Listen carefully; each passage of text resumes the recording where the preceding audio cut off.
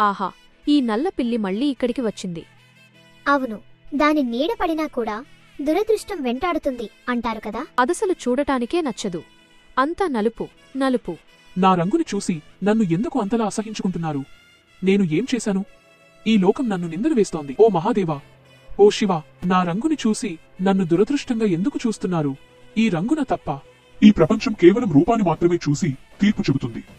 నీ నిజస్వరూపం నీకు మాత్రమే తెలుసు. వారి మాటలకు బాధపడకు. నీ ఆత్మ పవిత్రమైనది. అవును, మహాదేవుడు చెప్పింది నిజం. ఆ చిలుకలకు ఒక గుణపాఠం చెప్పాలి. ఓహ్, నువ్వెందుకు వచ్చావు? నేను చెప్పేది వినండి. మీరిద్దరూ చాలా అందంగా ఉన్నారు. కాని అందమనేది కేవలం రూపంలోనే కాదు, మీ మనసులో కూడా ఉండాలి. రంగును చూసి ఇతరులను తీర్పు చెప్పడం తప్పు. మమ్మల్ని క్షమించు నల్లపిల్లి.